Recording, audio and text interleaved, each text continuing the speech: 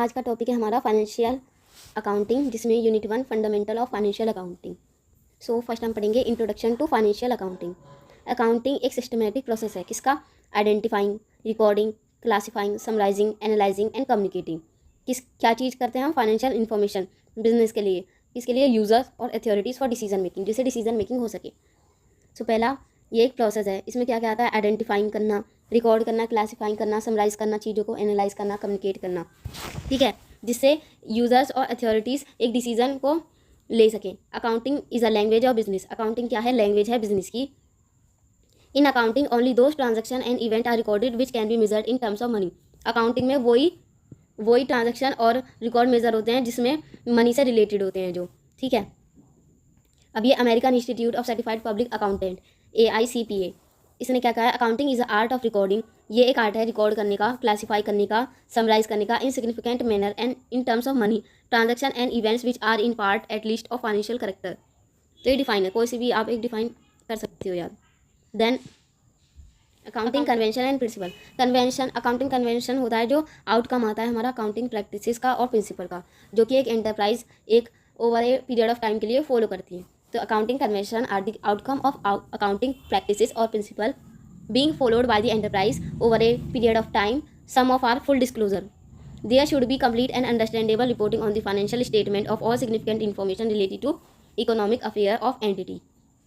Full disclosure होना चाहिए, मतलब एक कंप्लीट और अंडरस्टैंडेबल हमें स्टेटमेंट प्रोवाइड करनी होगी यूज़र को, जिसमें सारी इकोनॉमिक अफेयर से रिलेटेड इन्फॉर्मेशन प्रेजेंट हो। Then consistency. कंसिस्टेंसी का मतलब लगातार। Accounting practices that were selected and adopted should be applied. जो एक बार अकाउंटिंग प्रैक्टिस हमने अडॉप्ट कर लिया, स्टार्ट कर दी, तो वही हमें कंटिन्यू रखनी पड़ती है ईयर आफ्टर ईयर। इससे क्या होता है? एक बेटर अंडरस्टैंडिंग क्रिएट होती है और and make its comparable. Then conservation, a policy of anticipating possible future losses but not for the gains means expenses and liabilities should be recognized as soon as possible in a situation where they are uncertainty about the possible outcome and in contrast record asset and revenue only when they are assured to be received.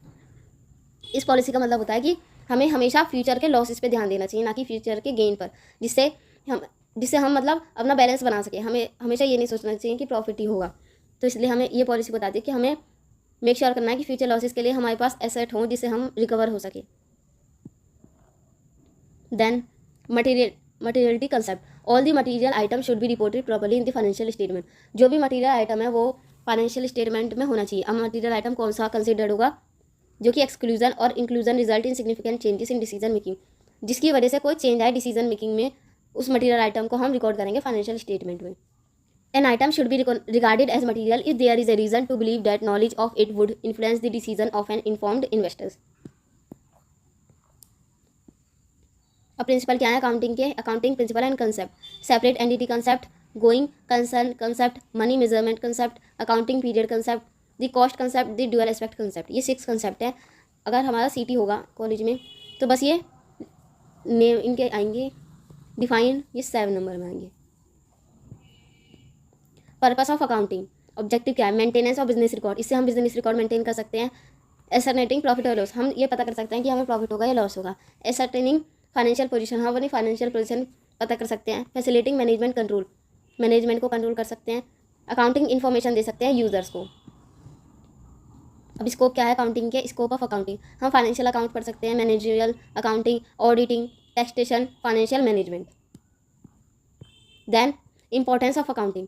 पहला, हम financial information ले सकते हैं business के बारे में, हम assistant to management कर सकते हैं, रिप्लेस कर सकते हैं मेमोरीज को, फैसिलिटेट कर सकते हैं कॉम्पिटिटिव स्टडीज़, फैसिलिटेट कर सकते हैं settlement of tax liability, evidence दे सकते हैं कोर्ट में, फैसिलिटेट कर सकते हैं loan, helpful in partnership account.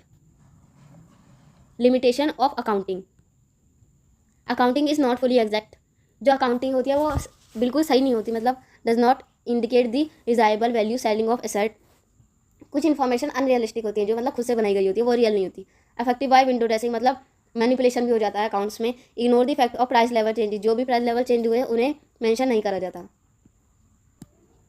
Then users of accounting information, 2 हैं, एक इंटरनल एक्सटर्नल। इंटरनल में आ गया हमारा ओनर्स हो गए, मैनेजर्स। एक्सटर्नल में क्या आएगा? Banks of financial institution, investors, creditors, governments, employ and workers, researcher. अब हम बात करते हैं जनरली एक्सेप्टेड अकाउंटिंग प्रिंसिपल, मतलब गैप। प्रिंसिपल ऑफ रेगुलेरिटी, कुछ भी अगर हम अकाउंटेंसी कर रहे हैं तो हमें रेगुलर रहना बहुत जरूरी है। GAAP compliant accountant strictly adhere to establish rule and regulation, rules and regulation की रेगुलरिटी होनी चाहिए। Principle of consistency, consistent standard are applied throughout the financial reporting process, एक कंसिस्टेंट प्रोसेस ही अप्लाई होना चाहिए throughout the accounting process. Principle of sincerity, accountant are committed to accuracy and impartiality, ठीक है। Principle of sincerity मतलब accurate होना चाहिए और मतलब सारी चीज़ जो है वो मेंशन होनी चाहिए। प्रिंसिपल ऑफ परमानेंस और method, consistence procedure are used in the preparation of all financial report, एक ही प्रोसीजर यूज़ होना चाहिए हर एक रिपोर्ट बनाने के लिए।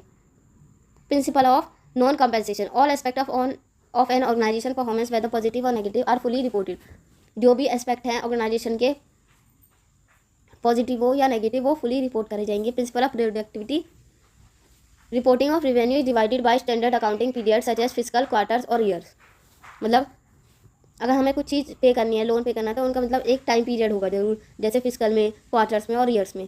Principle of continuity, asset valuation assume the organisation operation will continue, जो एसेट का वैल्यूएशन है जितना हम पे एसेट है उससे पता लगा सकते हैं कि ये ऑर्गेनाइजेशन कंटिन्यू रहेगी या नहीं। देन हम बात करते हैं अकाउंटिंग स्टैंडर्ड, इस set of guideline that is generally accepted accounting principal, ये एक सेट है गाइडलाइंस का जो कि जनरली एक्सेप्ट करती है अकाउंटिंग प्रिंसिपल, जो कि इशूड किस तरह कर रहे हैं accounting body of the country. क्या है accounting body? Institute of chartered accountant of India, that are followed किसके लिए फॉलो होती है? For the preparation and presentation of financial statement. These accounting standard are, ये अकाउंटिंग स्टैंडर्ड्स हैं। Disclosure of accounting policies, ये 1 से लेकर 22 तक है, नहीं 31।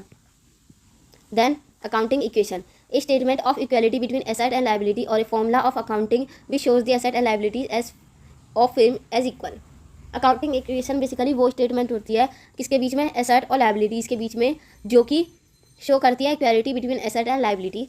It is based on the dual concept, ये ड्यूअल कंसेप्ट पे बेस्ड होती है, जो कि हर बिजनेस ट्रांजैक्शन के लिए 2 साइडेड इफेक्ट होते हैं, पहला जो कि एसेट पे होता है और दूसरा जो कि क्लेम होता है एसेट पे। तो we can express the same as asset is equal to equities is equal to total claim, asset is equal to liabilities plus capital. The accounting equation is the basis for double entry system of accounting. Then हम बात करते हैं asset, property और legal right owned by individual और business to which money value can be attach. Asset basically जो कि property होती है हमारी, जो हमारे फ्यूचर बेनिफिट देती है हमें, तो वो होते हैं एसेट, या फिर लीगल राइट किसी भी चीज़ पर, इंडिविजुअल पर या बिजनेस पर, जिससे मनी जो है वैल्यू अटैच हो। Asset of future economic benefit the right which are owned और कंट्रोल बाय एन ऑर्गेनाइजेशन और इंडिविजुअल। ये किसने दिया डिफिनेशन? फिल्मी एंड मिलर। अब 2 टाइप के अकाउंट है, 2 टाइप के एसेट है, fixed asset, current asset. Asset which are kept for a short term with a purpose to convert them into cash और for sale, that good debtors bank balance cash bills. Current asset मतलब जो कि short period of time के लिए हमें benefit देता है। Fixed asset जो कि asset which are purchase for the purpose of operating the business and not for receive, मतलब जो कि एसेट हमने फिक्स्ड है, मतलब जो एसेट हमने बिजनेस सेटअप के लिए लिए गए हैं, ना कि रीसेल करने के लिए, तो उन एसेट को कहते हैं फिक्स्ड एसेट, जैसे building, machinery, furniture, land etcetera. Fixed asset के भी 2 टाइप है further, tangible and non tangible. Intangible those asset which have physical existence, जो एसेट हमारे फिजिकली दिखते हैं, जिन्हें हम देख सकते हैं, टच कर सकते हैं, जैसे कि land, building, plant and machinery. Intangible those asset we do not have any physical form, इनकी कोई फिजिकल फॉर्म नहीं होती, ना हम इन्हें देख सकते हैं ना ही टच कर सकते हैं। इसका एग्जाम्पल है जैसे गुडविल, ट्रेडमार्क, पेटेंट एक्सेट्रा।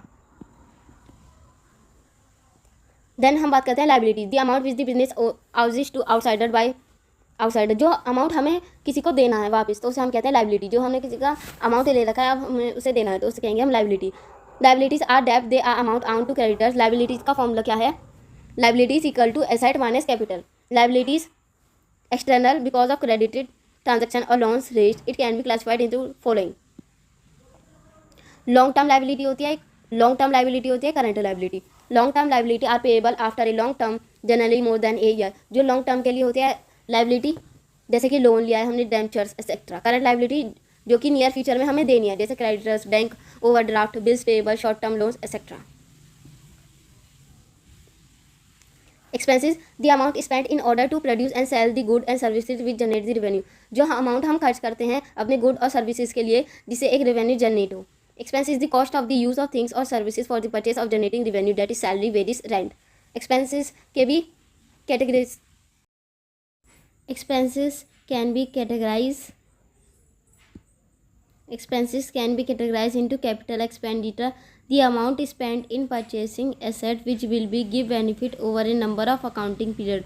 जो कैपिटल हम इन्वेस्ट करते हैं जो कि हमें बेनिफिट देगी नंबर ऑफ अकाउंटिंग पीरियड, अलग अलग टाइम पीरियड में, उसे कहते हैं capital expenditure is shown on the asset side of balance sheet. इसे हम एसेट साइड बैलेंस शीट पे शो करते हैं. रिवेन्यू एक्सपेंडिचर क्या होता है? The amount spend to purchase good and services that are consume during. इसमें पहले क्या था? जो फ्यूचर में देगी. इसमें क्या है? जो कि during accounting period. Revenue expenditure does not increase the earning capacity. ये अर्निंग कैपेसिटी को इंक्रीज नहीं करती, पर ये मेंटेन करती है earning capacity in the current year. ये इंक्रीज नहीं करती बल्कि ये मेंटेन करती है अर्निंग कैपेसिटी को. Is shown in the debit side of the profit loss account. ये डेबिट साइड, ये credit side, asset side sorry.